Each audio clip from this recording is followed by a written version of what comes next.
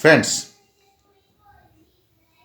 હવે આપણે વાત કરશું કેટલાક એવા પ્રશ્નોની કે જે તમારે તમારી જાતે તૈયાર કરવાના છે.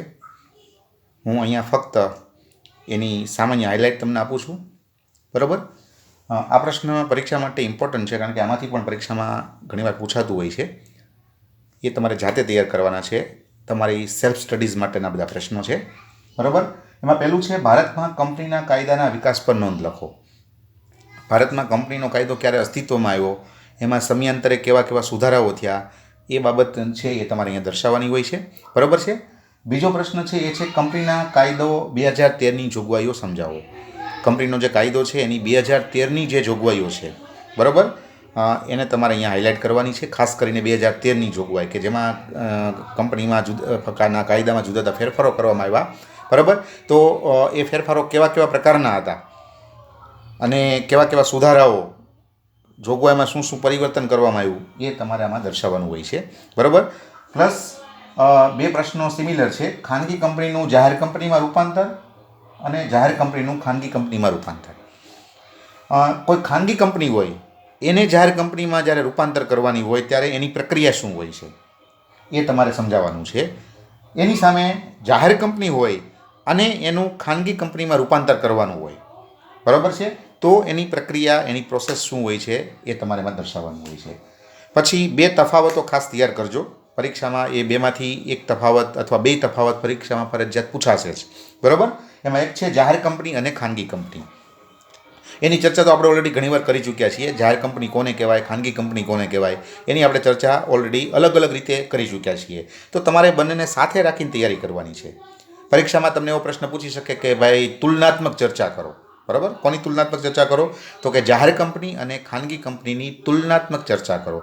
તો એમાં તમારે એના તફાવત જે છે એ તમારે દર્શાવવાનો હોય છે અથવા બેની તુલના કરવાની હોય છે. પછી બીજો એક તફાવત પરીક્ષામાં જે ઘણીવાર પૂછાય છે એ છે મેમોરેન્ડમ ઓફ એસોસિએશન અને આર્ટિકલ્સ ઓફ એસોસિએશન. આપણે એને શોર્ટમાં MOA કહીએ છીએ અને ઓલાને શોર્ટમાં આર્ટિકલ્સ ઓફ એસોસિએશનને આપણે કહીએ છીએ AOA. બરાબર? મેમોરેન્ડમ માટે છે MOA અને આર્ટિકલ્સ માટે છે AOA. આ બંનેની તમારે તુલનાત્મક ચર્ચા કરવાની છે કે મેમોરેન્ડમ શું છે અને આર્ટિકલ શું છે. આની પણ આપણે ચર્ચા કરી ચૂક્યા છીએ, અલગ અલગ કરી છે. બરાબર છે? આપણે ચર્ચા એની અલગ અલગ રીતે કરી છે. તમારે બેને ભેગી સાથે રાખીને તમારે એ પ્રશ્ન તૈયાર કરવાનો છે. તો આ બે તફાવતો પરીક્ષામાં મોટાભાગે હોય જ છે, તો એ ખાસ તૈયાર કરજો. અને એની ચર્ચા આપણે ઓલરેડી અગાઉના વિડીયોઝમાં કરી ચૂક્યા છીએ. બરાબર છે? પછી આટલી ટૂંક નોંધો 3 તૈયાર કરવાની છે. બરાબર? એક તો બહુ કોમન છે, કંપનીના ફાયદા અને મર્યાદા. કંપનીનું જે સ્વરૂપ છે એના ફાયદાઓ ક્યાં ક્યાં અને કંપનીનું જે સ્વરૂપ છે એની મર્યાદાઓ શું. બરાબર? તો એ પ્રશ્ન તમારે ખાસ તૈયાર કરવાનો છે. એ પણ ઘણીવાર પ્રશ્ન પૂછાતો હોય છે. પ્લસ કંપનીની સામાજિક જવાબદારી. કંપનીએ સમાજ માટે શું કરવાનું હોય, સમાજ માટેની એની જવાબદારી શું, સમાજ માટે, સમાજના વિકાસ માટે, સમાજના ભલા માટે એ કેવા કેવા પગલાઓ, કાર્યો કરી શકે, તમારે એને એમાં બતાવવાનું હોય છે. અને છેલ્લું છે સેબીના કાર્યો અને અધિકારો.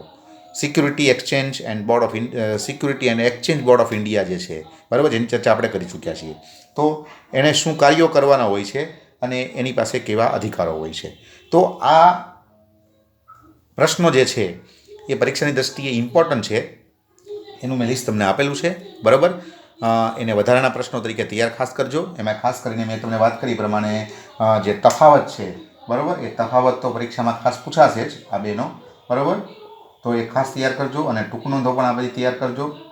અને આ પ્રશ્નો, જે 4 પ્રશ્નો છે મોટા, એને પણ તમારે તૈયાર કરજો. પરીક્ષામાં એમાંથી પૂછાવાની ઘણી બધી શક્યતાઓ રહેતી હોય છે. એમાં આમાંથી બેમાંથી એક તો પરીક્ષામાં હોય જ છે. બરાબર? આ બેમાંથી એક તો હોય જ છે. તો એ ખાસ તૈયાર કરજો. બરાબર છે? અને આ પ્રશ્ન છે એની અંદર તો એની જોગવાઈઓ ખાલી બેઠે બેઠી યાદ રાખીને લખી નાખવાની છે. એમાં કાંઈ બધું ખાસ નથી. અને કંપનીનો જે કાયદાનો વિકાસ છે એમાં ક્રમશઃ જુદા જુદા વર્ષોમાં કાયદાઓમાં કેવા કેવા ફેરફારો થયા, કેવા કેવા સુધારાઓ થયા, એની આખી ડિટેલ છે જે તમને કોઈ પણ બુકમાં મળી જશે. તો એ તમે ખાસ તૈયાર કરજો. ઓકે? તો આ કેટલાક અગત્યના પ્રશ્નો છે.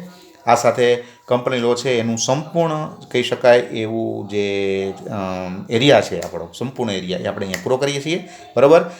બધું આપણે આવરી લીધેલું છે. ખાસ તૈયાર કરજો. Best of luck. Thank you.